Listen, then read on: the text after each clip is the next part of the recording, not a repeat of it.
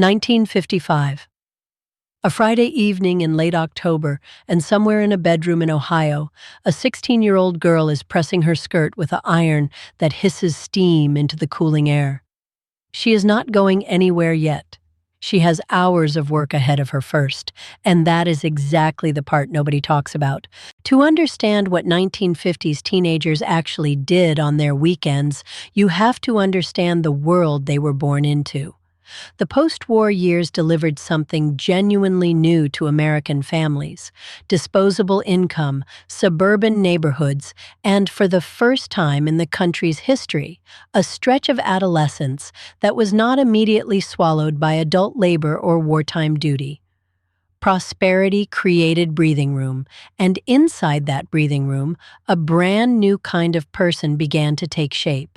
Here is something most people do not realize. The word teenager was not some timeless description of a life stage. It was invented. Magazines and advertisers began circulating it widely in the 1940s, and it spread quickly because it was useful. It named a market. It named a demographic that could be sold to, catered to, and written about. Before that word existed, you were simply a young person working your way toward adulthood. After it existed, you were something distinct, something with its own fashions and music and social rituals. Weekends meant something fundamentally different to this first generation of recognized teenagers than they had to any generation before them. Their parents had come of age during the Depression and the war, when Saturday was simply another day you worked or survived.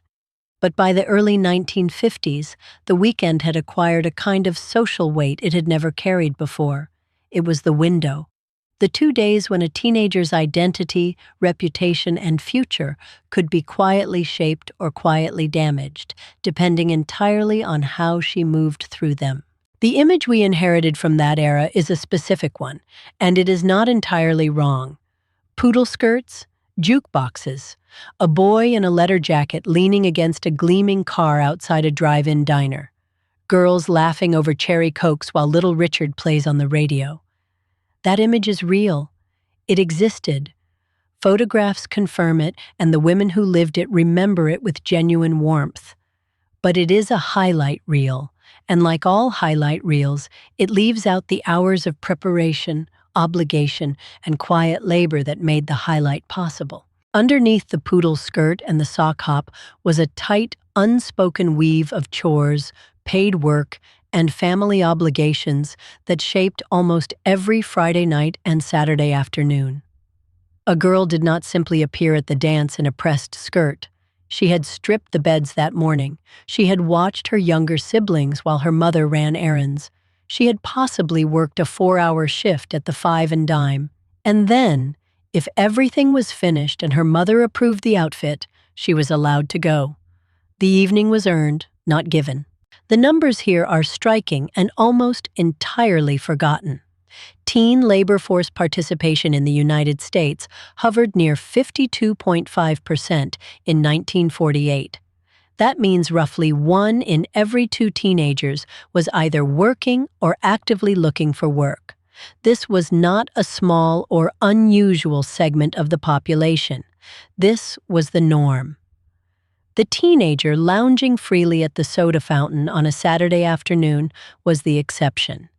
The teenager who had clocked out of a shift before she got there was far more representative of the actual experience. Picture a specific Saturday in 1953. A 16-year-old girl in a small Indiana city wakes at 7, not because she wants to, but because her shift at Woolworth's starts at 9. She pins her hair back, pulls on her uniform, and walks 6 blocks to the store. She will stand behind that counter for 4 hours, making change and stacking merchandise and smiling at customers she does not know. Her friends might be sleeping in. They might be setting their hair already. But she is here, and she will be here every Saturday until school lets out in June. This was ordinary. This was unremarkable. This was Tuesday, except it was Saturday. The range of jobs teenagers held on weekends was wide, and it mapped closely onto what was available in their town and what their family's circumstances required. In cities, girls worked as sales clerks, telephone operators, and waitresses. In smaller towns, they babysat for neighboring families, sometimes managing 3 or 4 children for an entire Saturday while the parents went out. Boys worked at gas stations, on farms, and on delivery routes. And in agricultural communities, both boys and girls worked the land on Saturdays the same way their grandparents had, because the harvest did not care what decade it was. Saturday was prime work time for a specific structural reason. The school week consumed Monday through Friday, and Sunday carried its own obligations. Church in the morning, family visiting in the afternoon, and a general social expectation of rest and domestic order.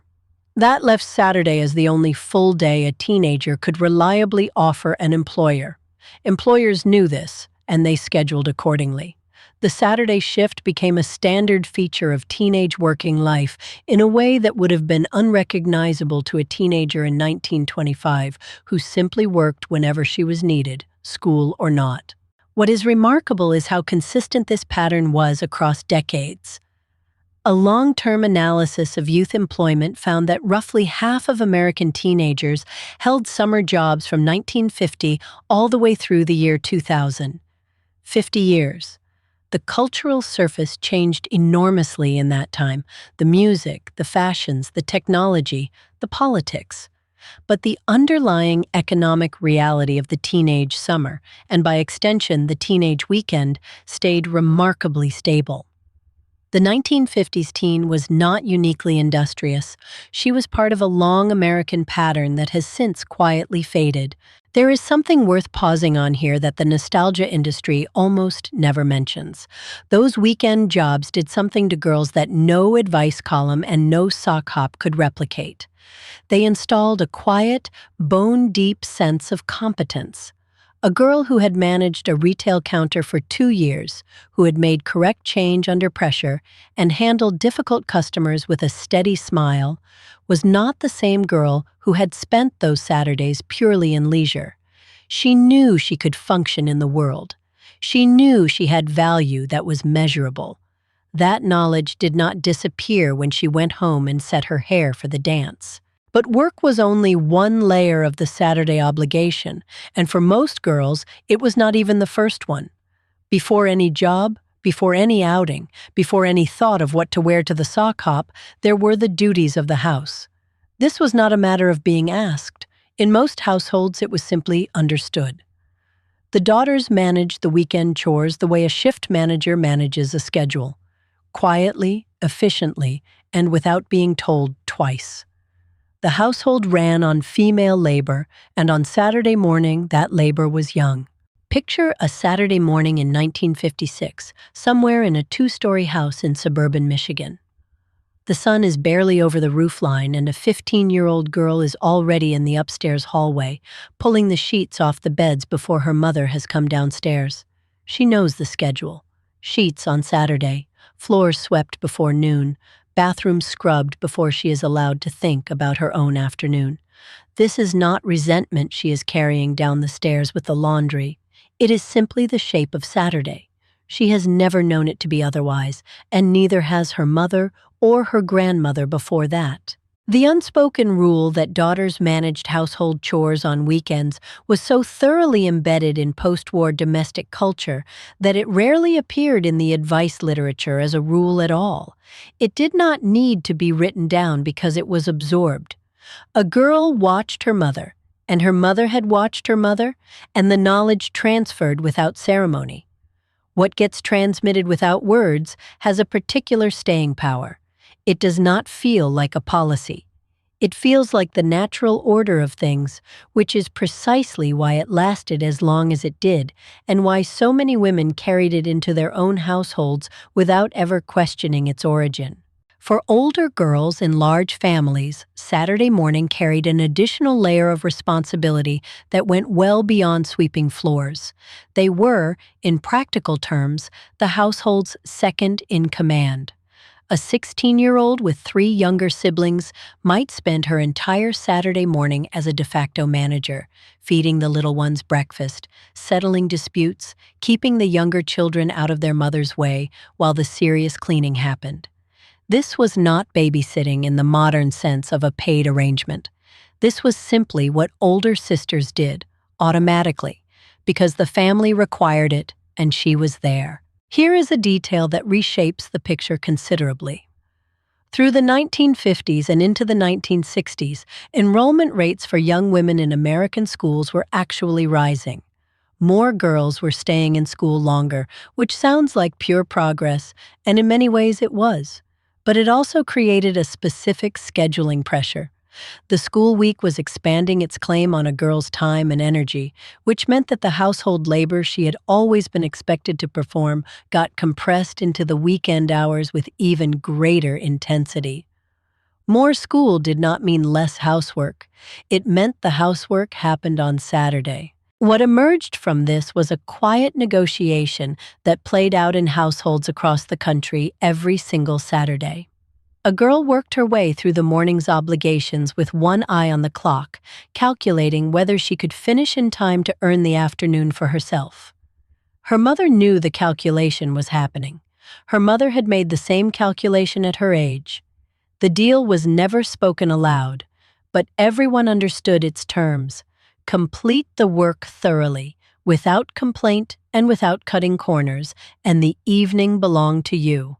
Fail to meet that standard, and the sock hop could wait until next week. Once the household duties were done and the afternoon opened up, the Saturday ritual shifted into its next phase, and this one was just as structured as the chores had been. Before any girl left the house for a social event, she set her hair. This was not optional. This was not a personal choice in the modern sense of the phrase. Pin curls dampened and set on a Saturday afternoon were the foundation of whatever she would look like that evening, and the process took time, patience, and a practiced hand. Your grandmother knew something they stopped teaching, that the preparation was the point, not just the product. The vanity table was a specific geography in a 1950s girl's bedroom, and what happened there on Saturday afternoons was rarely private. Mothers supervised, not intrusively, not with criticism at every step, but with a presence that communicated standards. A mother might stand in the doorway watching her daughter apply cold cream to her face before the pin curls went in, offering a quiet correction about technique or a reminder about the proper order of steps. The grooming ritual was also, always, a transmission of knowledge. One generation showing the next exactly what it meant to present yourself correctly to the world. Before any girl in 1955 walked out her front door on a Saturday evening, she spent a serious portion of that afternoon at her vanity. This was not casual primping. It was a deliberate sequential ritual that could take 2 hours or more, and it was treated with the same seriousness her mother brought to setting a proper table. The preparation was the event, in a way. The outing was almost secondary to the care that preceded it. The sequence mattered. It was hair first, always. Rollers or pin curls set and pinned while the hair was still slightly damp, then left to dry while she moved on to skin. Cold cream applied and removed, then a light dusting of powder. Nails checked and filed, a careful coat of polish if the occasion called for it. Then and only then came the clothes, pressed and ready on a hanger. Each step had its place. Skipping the order was not done. The poodle skirt and the bobby socks were not random fashion choices. They were a vocabulary. Every girl in that circle understood what a neatly pressed skirt with a felt applique said about the household she came from. The bobby socks, always clean and folded down precisely at the ankle, signaled that she had standards. The saddle shoes, polished. The cardigan, buttoned to the right point. These were deliberate social signals assembled with care every single Saturday afternoon. A girl's Saturday outfit was not chosen for herself alone. It was chosen with the neighborhood in mind. Mothers understood this and daughters absorbed it without being told directly. If her skirt was wrinkled, if her blouse was untucked, if her shoes were scuffed, that reflected on the family. The whole block would notice, and in the tight social geography of a 1950s American suburb or small town, the whole block's opinion was something you simply could not afford to ignore.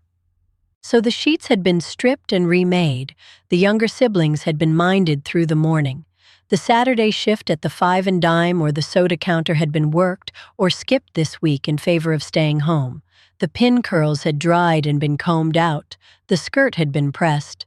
Now, finally, with the late afternoon light going golden through the bedroom window, the question became, where were they actually going tonight? The sock hop is the image most people carry from the 1950s teen weekend, and for once, the popular memory is not entirely wrong. But what people miss is that it was not a special occasion. It was a weekly fixture. In towns and cities across the country, Friday or Saturday evenings brought teenagers into school gymnasiums where the bleachers were pushed back, the overhead lights were dimmed, and the linoleum floor became a dance floor. This happened routinely, week after week, all through the school year. Life magazine captured this ordinary reality in its 1950s coverage of American teen life. At Carlsbad High School, photographers documented students dancing at weekly sock hops, accompanied by a 12-piece student band. 12 pieces. That was not a record player in the corner. That was an organized, recurring musical program that students rehearsed for and performed at, week after week. The sock hop was an institution, not an event. Life treated it as ordinary because it was. Picture the gymnasium on a Saturday night in 1956. The bleachers folded back against the cinder block walls. The overhead lights turned down just enough that the room felt different from a school day, but not so dark that anyone's mother would object. The student band tuning up in the corner, the trumpet player adjusting his mouthpiece, the drummer tapping a quiet practice rhythm. And along the far wall, girls straightening their skirts one last time before the first song started, checking each other's hair with a quick glance that said everything without a word. The sock hop had rules that were never posted anywhere, but that every girl understood completely. Boys asked girls to dance, not the other way around. You did not refuse a dance from a boy who had gathered the nerve to cross the floor, unless you had a very good reason and were prepared for the social consequence of that refusal. You did not spend the entire evening with the same boy unless you were going steady, and even then, you were careful about how that looked to the room. Every movement on that floor was being read by everyone else in it. Good Housekeeping's advice columns for teen girls in the 1950s were explicit about this. Do not monopolize a boy at a party. Do not act possessive in public. Do not follow him around the room. These were printed guidelines, which means editors believed girls needed to be reminded of them, which means the social pressure to do exactly those things was real. The magazine was not inventing rules from nothing. It was codifying the anxiety that already existed and giving girls a script for managing it in public. What those rules created, when you step back and look at them together, was a performance.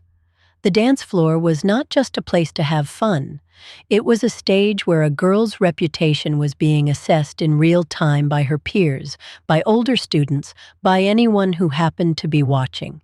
How she held herself, who she danced with, how long, what her expression said, whether she laughed too loudly or too easily, all of it was being cataloged by the social memory of that gymnasium. Fun was present, but it was never the only thing happening.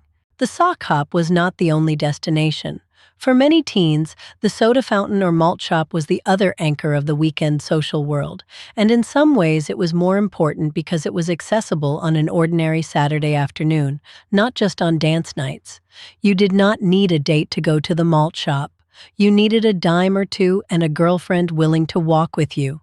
It was the more democratic of the two spaces, and it served a different social function entirely. Picture a Saturday afternoon in 1954. Two girls in a corner booth at the Malt shop, a single cherry Coke with two straws between them because that stretched the budget further. The door is the thing they are watching. Who comes in together, who sits where. The Malt shop was a visibility machine.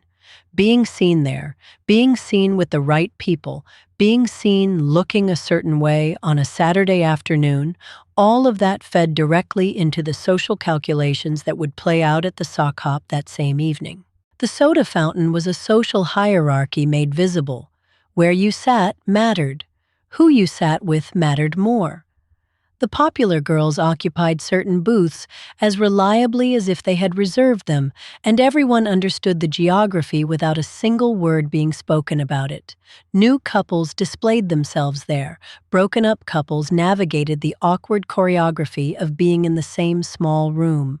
Girls who were trying to move up in the social order chose their Saturday afternoon companions with a calculation that would have impressed a diplomat. Separate from the drive-in movie theater, which deserves its own moment, was the drive-in diner.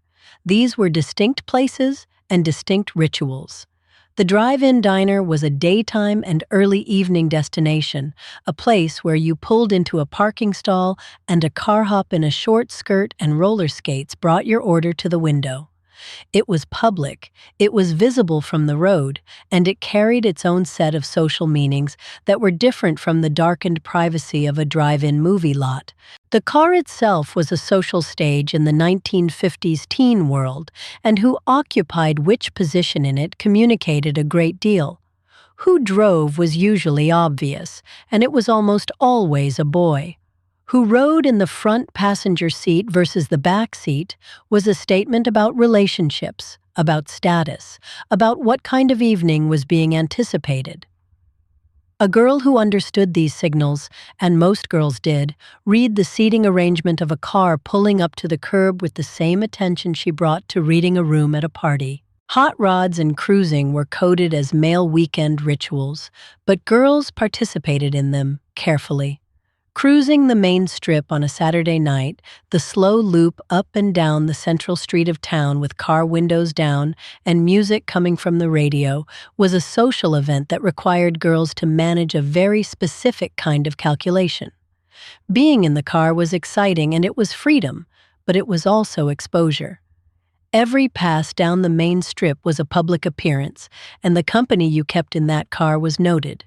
There is a particular kind of arithmetic that a 1950s teenage girl performed without ever writing it down. She is in the front seat of a car on a Saturday night in 1957, and she is calculating. It is 9:15. Her curfew is 10:30. The drive-in is 12 minutes away. The movie starts at 9:30.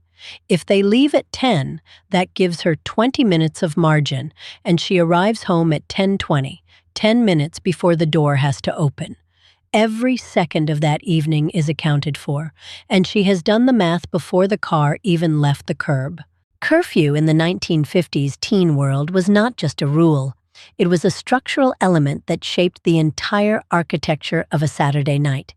Every decision, where to go first, how long to stay, when to suggest leaving, was made inside the frame that the curfew created. Girls who managed their curfew well were demonstrating something real: the ability to plan, to read time, to navigate a social situation without losing track of the larger obligation.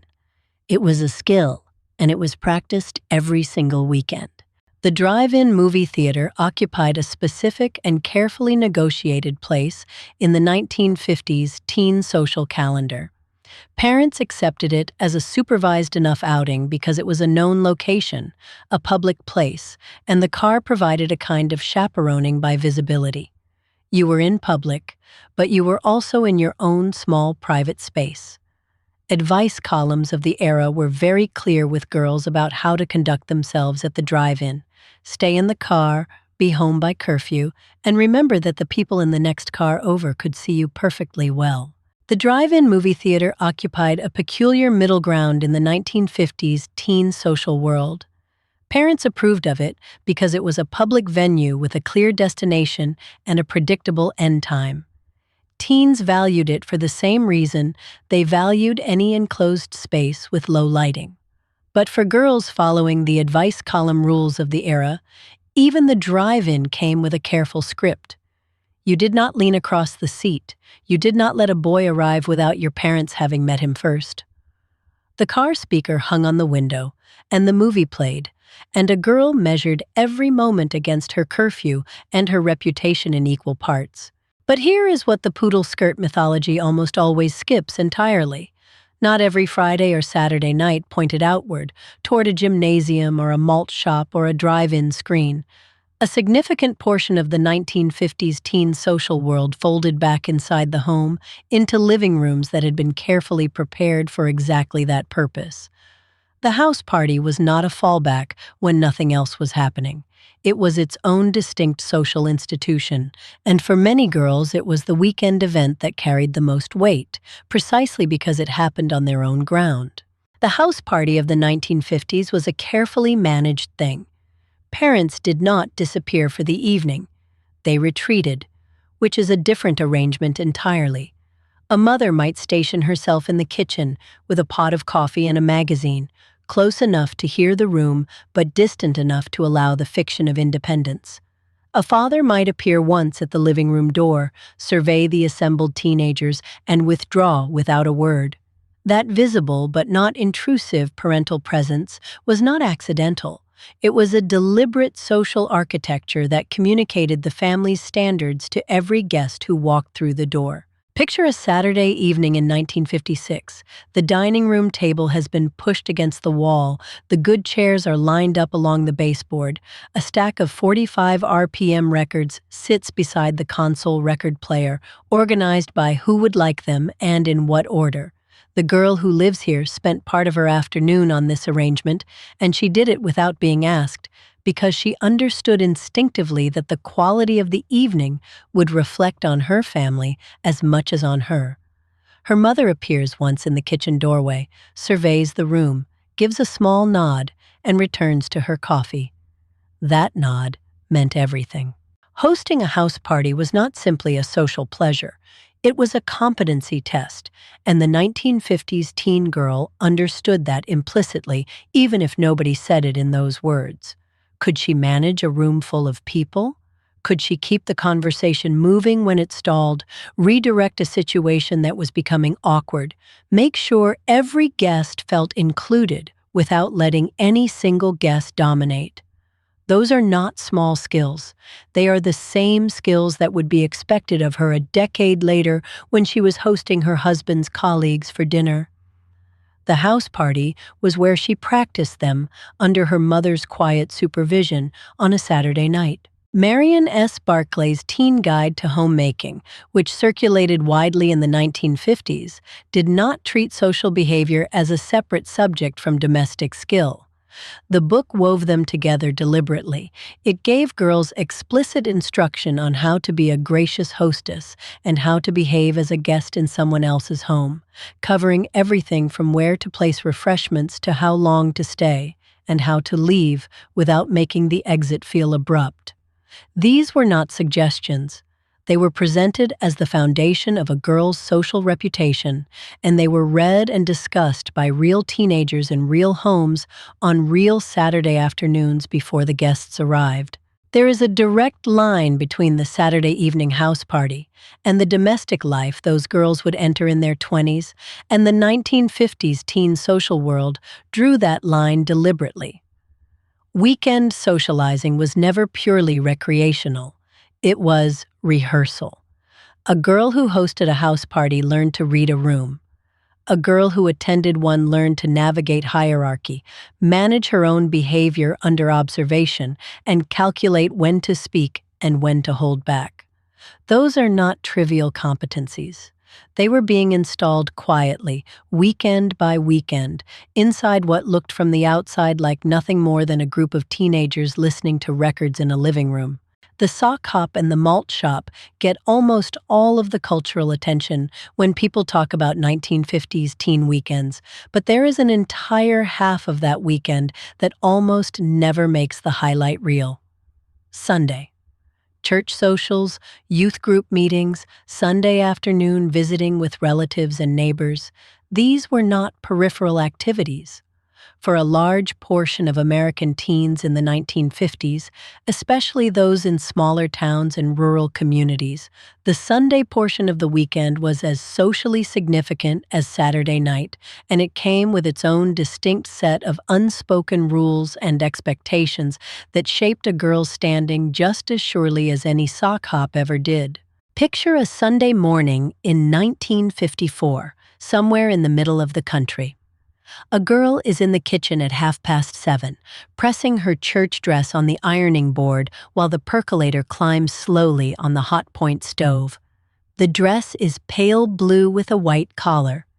She has pressed it before, but she is pressing it again because the collar was not quite right. Her mother moves behind her, setting the table without comment. The percolator finishes. The dress comes off the board. She carries it upstairs, and the kitchen fills with the smell of coffee and pressed cotton, and the Sunday morning ritual is already fully underway before anyone has said a single word about where they are going. Church youth groups in the 1950s functioned as something much more layered than a religious obligation. For many teens, especially in towns without a bowling alley or a record shop, the church youth group was the primary social network. Full stop. It was where you saw the same people week after week, where reputations were formed and maintained, where a girl established herself as reliable, warm, and appropriately modest. It was also, quietly, where a great deal of the decade's romantic maneuvering happened, under circumstances that parents found entirely acceptable, precisely because they were supervised, structured, and attached to an institution the whole community trusted. Sunday afternoon visiting was its own distinct social ritual that the post-war teen girl navigated with considerable care. After church, families called on relatives or neighbors, and a teenage daughter went along. She sat in someone else's living room, accepted a piece of cake, spoke when spoken to, and observed. She watched how her mother moved through another woman's house, how she complimented the right things and asked the right questions, how she managed the conversation so that everyone felt seen. A girl absorbed all of that without being taught it formally, and she carried it forward into her own adult life as a kind of social fluency that had no textbook, but was completely real. By the mid-1950s, the bowling alley had joined the sock hop and the soda fountain as one of the signature teen weekend destinations, and it occupied a slightly different social register than the others. It was public in a way that made parents comfortable. It was loud enough that conversation was optional. It mixed boys and girls under bright, fluorescent lights with a clear, structured activity to anchor the evening, which meant the social dynamics could unfold alongside something concrete rather than in the naked, open air of a dance floor.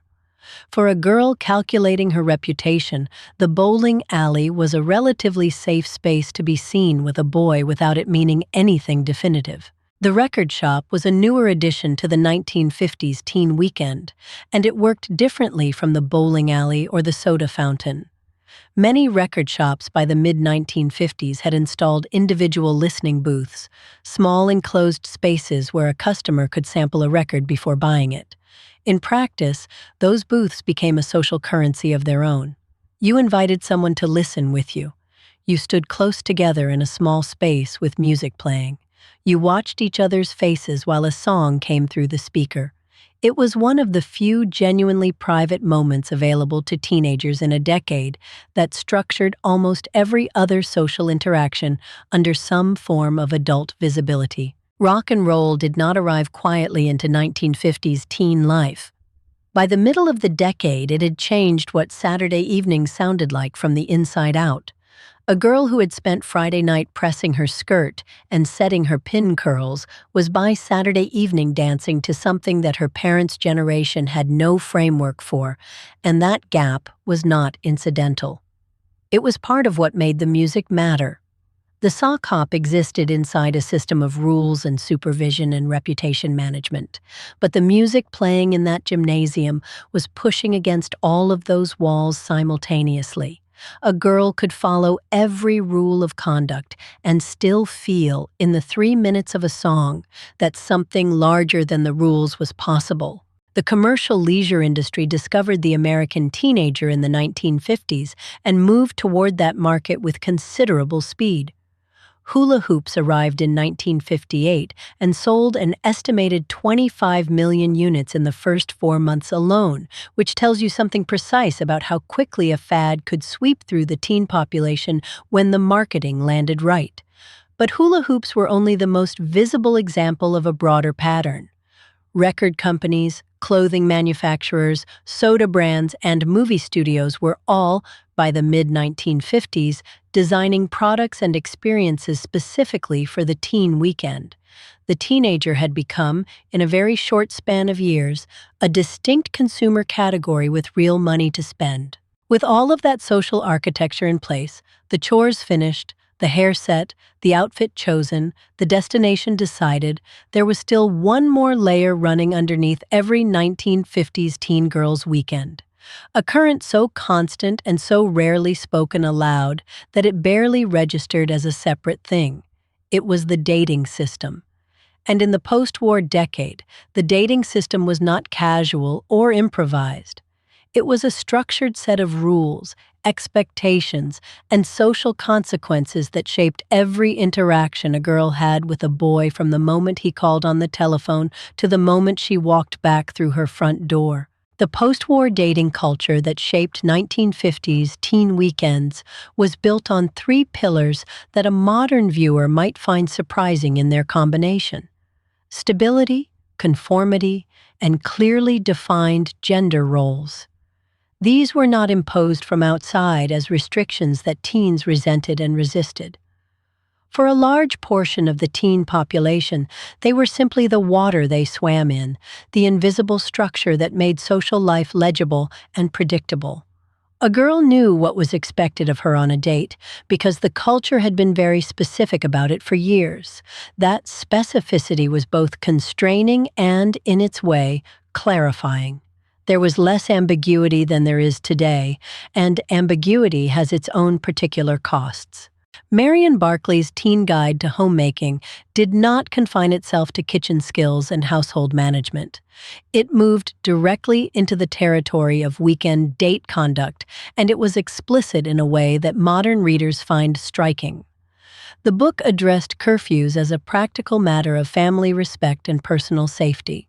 It addressed how a girl should behave in a boy's car, how she should respond if a situation became uncomfortable, and how she should conduct herself at the end of an evening so that both her reputation and her date's dignity remained intact. This was not abstract advice.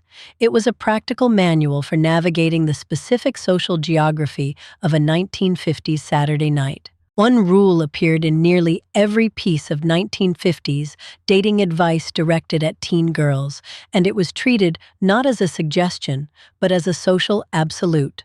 A boy came to the door. He did not sit at the curb and honk. He did not send a message through a friend. He walked up the front path, knocked or rang, and stood on the porch until the door opened. That ritual was not about inconveniencing him. It was a precise social mechanism. It required him to present himself to the household, to be seen and evaluated by the adults inside, and to demonstrate by that single act that he understood the girl he was calling on was under her family's protection and that he respected that fact. Picture a Saturday evening in 1957. A father opens the front door. A boy is standing under the porch light in a sport coat that is a little too large for his shoulders, holding himself very still. The father says nothing immediately. He looks. The boy meets his eyes. That pause lasts perhaps 4 seconds, but it contains an entire negotiation. The father is communicating that his daughter's reputation is his concern and that this evening's outcome is being noted. The boy is communicating that he understands. The girl, somewhere behind her father in the hallway, is listening to all of it without hearing a single word spoken. They never wrote it down, but every woman knew exactly what that pause meant. That front door ritual was not accidental. It was a carefully designed social signal that communicated three things at once: that the family had standards, that the girl had been raised to expect respect, and that the boy understood the terms of the evening before it began. Neighbors noticed who came to the door and who honked from the curb. In a world where reputation traveled faster than any telephone call, the porch light was a public statement. The advice not to pursue boys sounds simple on paper, but in practice it restructured the entire social choreography of a girl's weekend. She could not call him, she could not suggest the outing, she could not show up somewhere hoping to be noticed, at least not obviously. What she could do was be present in the right places, be pleasant and composed, and let the situation develop on its own terms. It was a form of strategic patience that took real discipline to maintain at 17. Here is something the nostalgia version almost never tells you. In the early 1950s, going on dates with multiple different boys was not scandalous. It was actually the expected and socially approved pattern. Dating around was seen as a healthy way for a young woman to develop social skills, compare her options, and avoid becoming too attached too quickly. Advice books encouraged it. Parents approved of it. The idea was that a girl should know her own mind before she committed to anyone. But by the late 1950s, something had shifted. Going steady replaced casual dating as the socially dominant pattern among high school teens. The markers were unmistakable and very deliberate: a boy's class ring worn on a chain around a girl's neck, or his letter jacket draped over her shoulders on a Friday night. These were not private gestures. They were public announcements made in front of the entire school community, and everyone understood exactly what they meant. Picture a Monday morning in 1958. A girl slides a class ring onto her finger before she walks through the school doors, and every girl who sees it knows within the hour. There was no announcement required. The ring did the talking. It told her friends she was spoken for. It told other boys to look elsewhere. It told teachers and parents that she was on a conventional, respectable path. One small piece of metal carried an enormous social weight, and she knew every ounce of it when she put it on. Going steady did not just change a girl's romantic life, it reorganized her entire weekend. A steady boyfriend meant Friday nights were now pre-scheduled rather than open. It meant her social circle contracted around his friends as well as her own. It meant she was expected to attend his sporting events on Saturday afternoons and to be available when he wanted to go out, while still managing her household duties and any paid work she carried. The weekend became more structured, not less. The reputation economy of the 1950s teen world operated with a precision that would surprise anyone who thinks of it as simply old-fashioned. A single Friday night misstep, staying out past curfew, being seen in the wrong car, or behaving in a way that someone's mother noticed and mentioned could reshape a girl's social standing for months. It was not dramatic or loud, it was quiet. A cooler greeting at church on Sunday, a party invitation that did not come. The slow rearrangement of who sat with whom at the soda fountain. They never wrote it down, but every woman knew exactly where the line was.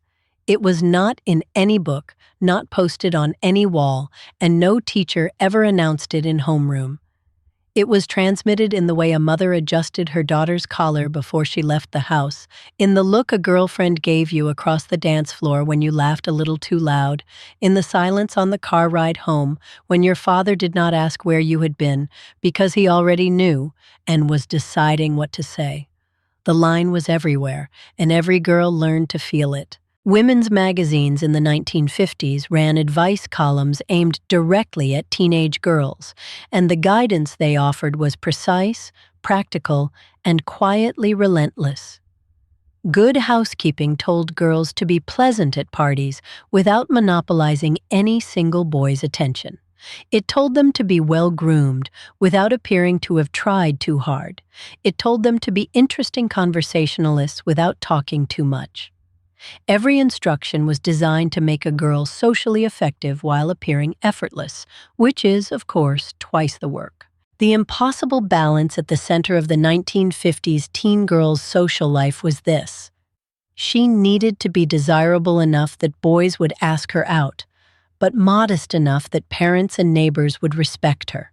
She needed to be fun enough to keep a boy's interest, but restrained enough to protect her reputation. She needed to look effortlessly pretty, which required considerable effort she was expected to hide. Nobody said this out loud. It was simply the water every girl swam in every single weekend of her high school years. It is worth pausing here to ask what the weekend actually looked like for the boys in the same town, on the same Friday night. Because the picture was genuinely different, not entirely free, not without obligation, but different in ways that mattered enormously when you look closely. Boys carried their own set of weekend duties and social pressures, but the architecture of how they moved through a Saturday was built on different assumptions than the one that governed their sisters and girlfriends. Boys in the 1950s carried real weekend labor obligations of their own, and it would be wrong to pretend otherwise.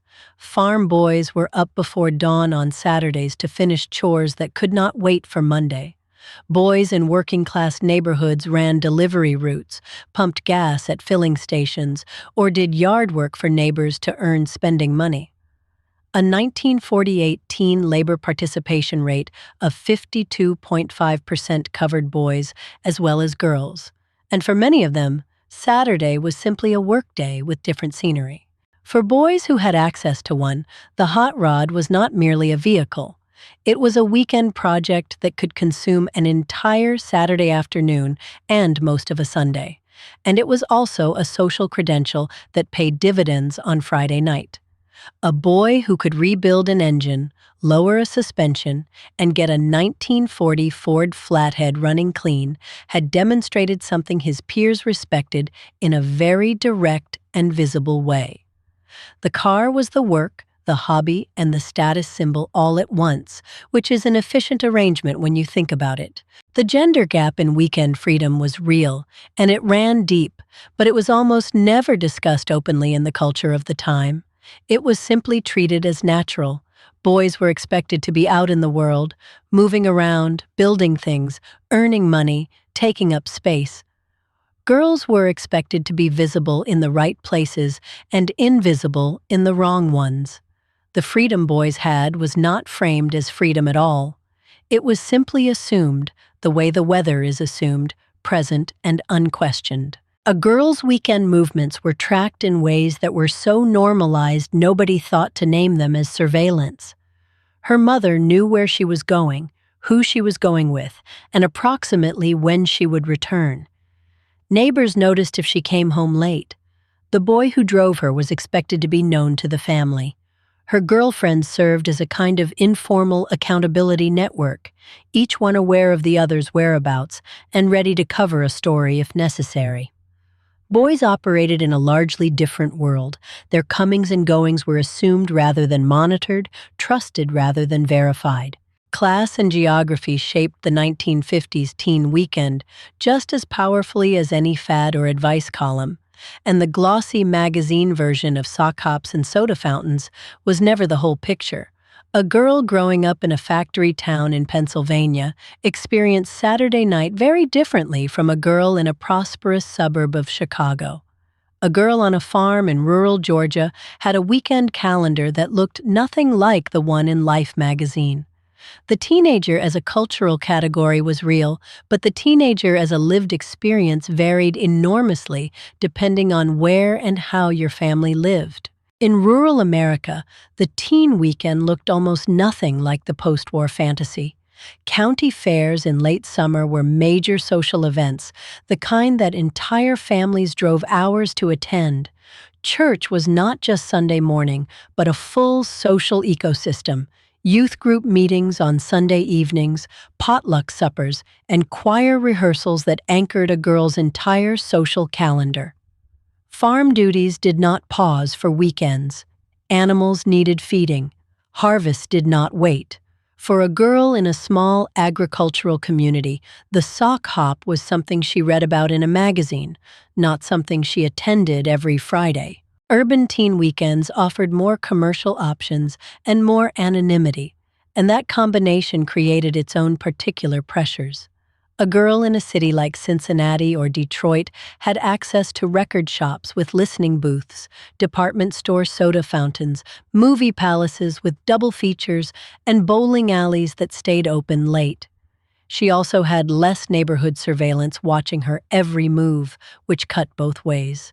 More freedom meant more responsibility for managing her own reputation without the automatic guardrails that a small town provided without anyone having to think about it. For working-class teens, the weekend was often simply an extension of the work week, and the carefree Saturday night was not a postponed pleasure, but an experience that simply did not exist in their version of the decade. A girl whose family needed her wages at a textile mill or a canning factory spent her Saturday on a shift floor, not a sock hop floor. Her contribution to the household budget was not optional and not temporary. It was the reason the family could pay rent, and she knew it, and she went to work, and she did not complain about it in any magazine. Picture a girl in a factory town in 1954. Her shift ends at 4 in the afternoon on Saturday. She takes the bus home, changes out of her work clothes, eats whatever is on the stove, and by the time she has helped with the younger children and washed her hair, the sock hop at the school gym is already half over. She might go for the last hour, she might not. Either way, she is back home before her mother starts to worry, and on Monday, she will hear the other girls talk about who danced with whom, and she will nod and smile and say nothing about where she was. The glossy magazine image of the 1950s teen weekend was built on a very selective sample. It drew from suburban middle-class families where fathers had steady post-war factory or office wages and mothers stayed home. It photographed the girls who made it to the sock hop, not the ones who clocked out of a retail shift at 9 and walked home in the dark. The majority experience, working class, rural, immigrant family, quietly disappeared from the cultural record before anyone thought to save it. By the late 1950s, something was beginning to shift underneath the familiar surface of the teen weekend.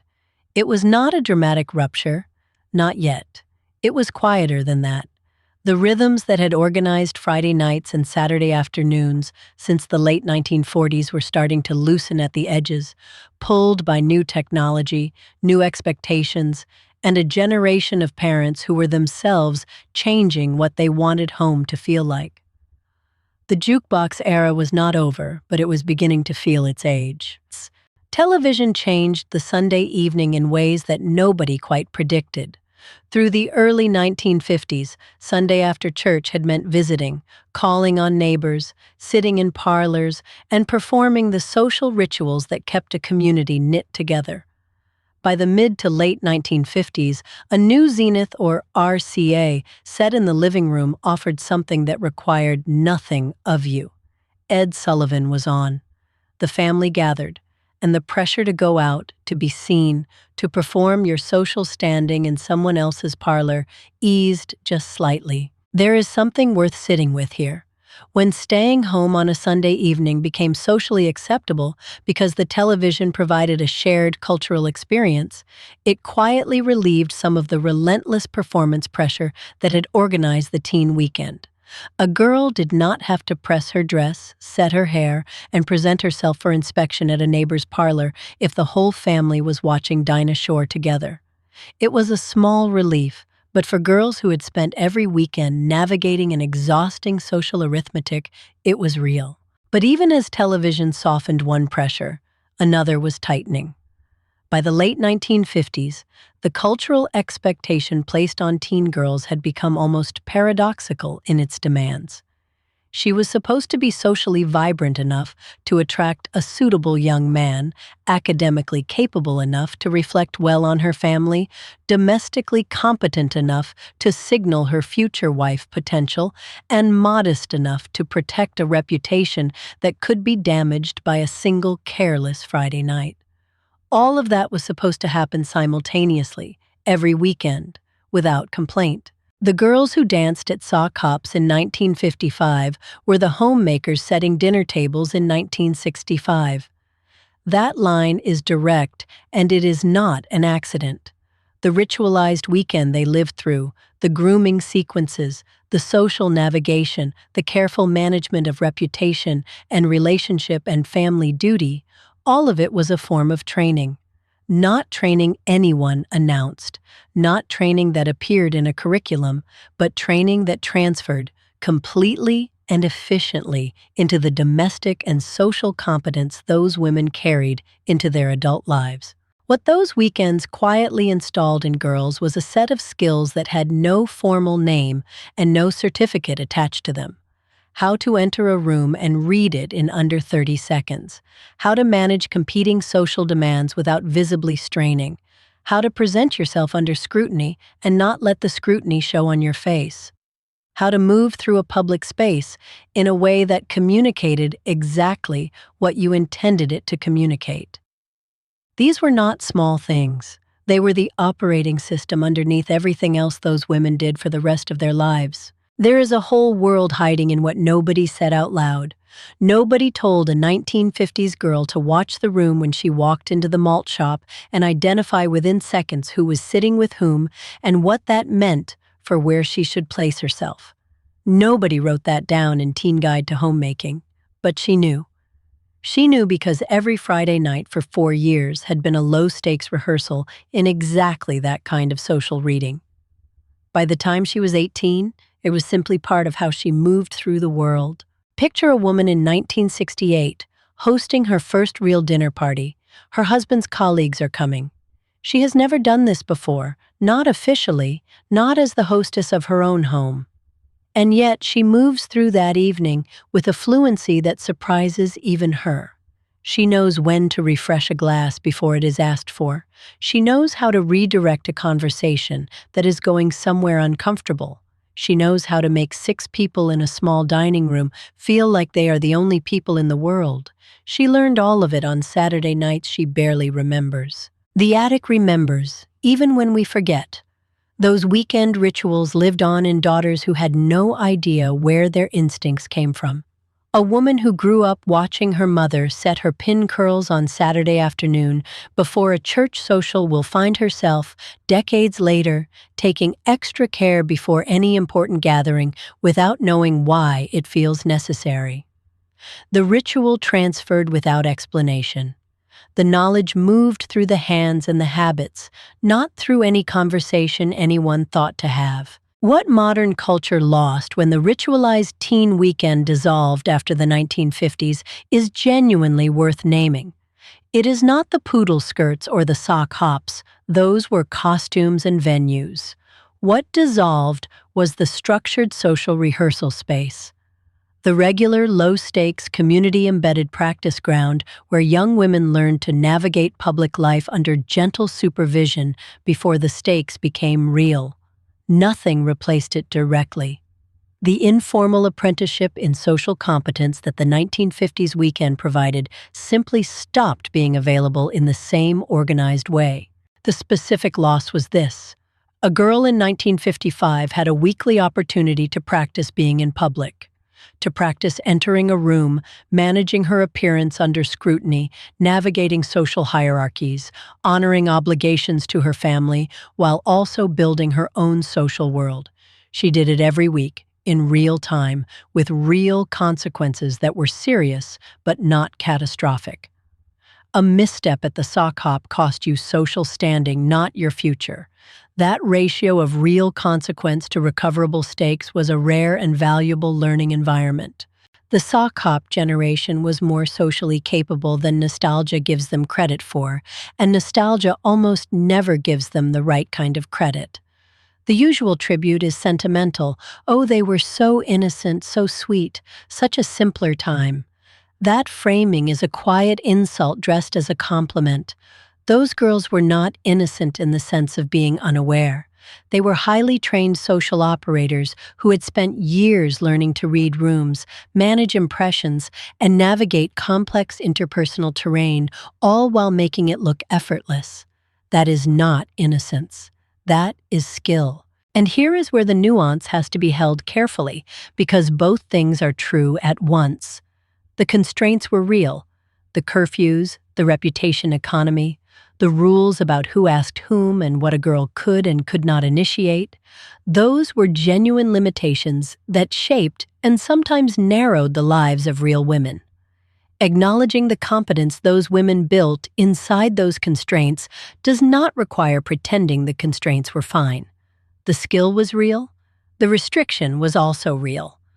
A woman can be both capable and constrained, and the 1950s teen was almost always both simultaneously. Think for a moment about what Nancy's mother or grandmother likely actually did on a Saturday night in 1954. She probably woke that morning and stripped the beds before breakfast. She helped with younger siblings while her mother ran errands. She spent part of the afternoon setting her hair and pressing her skirt. She may have worked a half shift at a counter somewhere before that. And then, if the chores were done and the curfew was negotiated and the outfit was right, she walked into a gymnasium with a 12-piece student band playing, and she danced. And she made it look like that was all there was to it. The 1950s teen weekend was labor, ritual, and social intelligence braided together so tightly that the girls living it could not have separated the strands if they had tried. The Saturday chores and the Saturday sock hop were not opposites. They were the same education delivered in two different rooms. One taught you to manage a household, the other taught you to manage a room full of people. Both required reading what was expected of you, meeting that expectation with composure, and doing it again the following week without being asked. That was the real weekend. That was the real curriculum. Those girls were not passive props in a post-war fantasy. They were not just the poodle skirt and the cherry coke and the boy and the hot rod. They were working. Every single weekend they were working in ways that the culture around them was careful never to call work, because calling it work would have required acknowledging what it cost them and what it was worth. Your grandmother knew something they stopped teaching. She knew how to carry the full weight of a Saturday and still walk into a room like she had nothing on her mind but the music. If this video stirred something in you, if it reminded you of a story your mother told or a Saturday your grandmother never quite explained, I want to hear it. Leave it in the comments below, the real version, not the postcard version. And if you know someone who grew up in this era or loves this history the way we do here at Clara's American Attic, share this video with them tonight. Subscribe so you never miss what we pull out of the attic next. I will see you in the next one.